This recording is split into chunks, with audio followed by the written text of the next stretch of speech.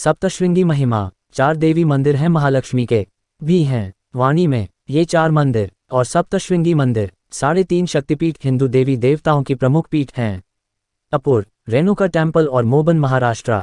इन कोल्हापुर में मंदिर, तुलजाप में तुलजा भवानी मंदिर।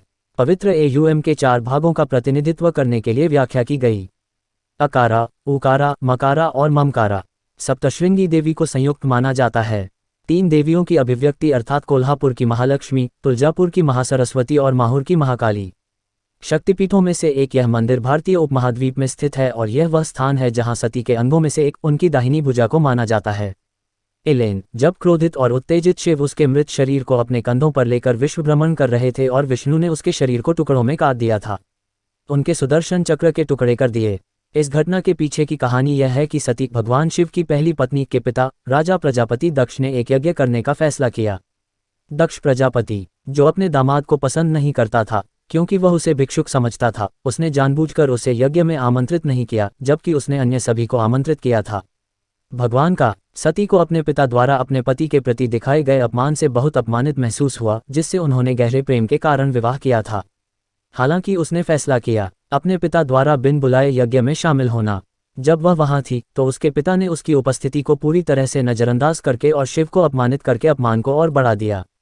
ब्रह्मा और सतल को बहुत अपमानित और आहत महसूस हुआ और फिर हताश होकर उसने यज्ञ अग्नि में कूदकर आत्महत्या कर ली। जब यह खबर दी गई चक्र, शिव और उनके सुदर्शन के साथ, शिवा ने पहले अपने सहायक को जांच करने और फिर बदला लेने के लिए साइट पर भेजा। शिव भी यज्ञ स्थल पर पहुंचे और सृष्टि रची कि विष्णु इस समाधि अवस्था में रहेंगे। दुख और क्रोध के कारण उन्होंने सती के शव को अपने कंधे पर रख लिया और ब्रह्मांड में घूमने लगे। विष्णु ने हस्तक्षेप करने और शिव को उनके सामान्य स्वरूप में वापस लाने का फैसला किया। इसके बाद यह निर्णय लिया गया, सती के मृत शरीर को टुकड़े टुकड़े कर दिया। इस प्रकार जब शिव ने दुनिया भर में यात्रा की तो विष्णु ने उसे 51 टुकड़ों में काट दिया। सती के शरीर के 51 अंग बिखरे पड़े थे। उपमहाद्वीप के विभिन्न स्थान, सती की दाहिनी भुजा सप्तश्रृंगी पहाड़ी पर गिरी और वह स्थान पवित्र हो गया और शक्तिपीठ बन गया। यहाँ स्थापित किया गया मंदिर की अधिष्ठात्री देवी को सप्तश्रृंगी, 7 पहाड़ियों की देवी, सप्तश्रृंगा निवासिनी, सप्तश्रृंगा पर निवास करने वाली देवी के नाम से जाना जाता है। 7 पहाड़ियाँ सप्तश्रृंग माता, सप्तश्रृंग की देवी। उन्हें ब्रह्मा स्वरूपिणी, ब्रह्मा का रूप धारण करने वाली के नाम से भी जाना जाता है। देवी राक्षस को मारने के लिए बताया जाता है कि देवी सृष्टिकर्ता भगवान ब्रह्मा के कमंडलू पानी का बर्तन से प्रकट हुई थीं, महिषासुर मर्दनी के रूप में।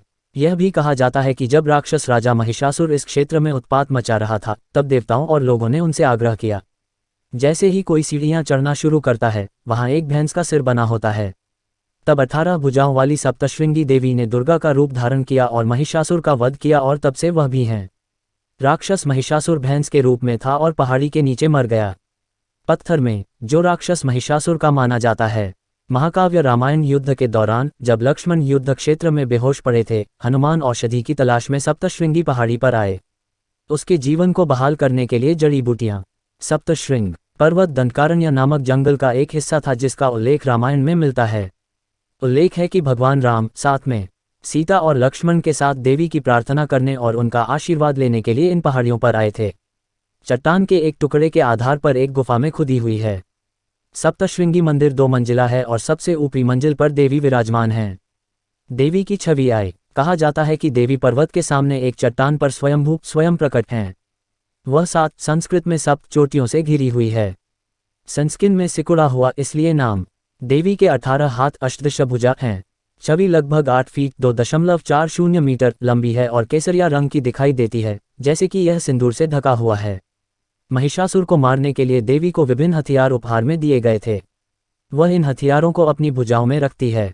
शिव का त्रिशूल, सुदर्शन, विष्णु का चक्र, वरुण का शंख, वायु का धनुष और बाण, इंद्र का वज्र और घंटा डंडा, यम की, दक्ष की अक्षमाला, मोतियों की माला, ब्रह्मा का कमंडलू, पानी का बर्तन, भगवान सूर्य की किरणें, काली की तलवार और ढाल, विश्वकर्मा का परशु, कुल्हाड़ी, कुबेर का मदिरा का प्याला और गदा, कमल, भाला और पाशा फंदा, सोने की नाक की अंगूठी और सोने का हार जो हर दिन इस्तेमाल होने वाले आभूषण हैं।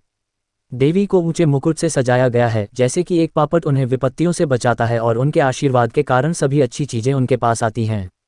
भक्तों का गहरा विश्वास है कि देवी हमेशा रक्षा के लिए मौजूद रहती हैं।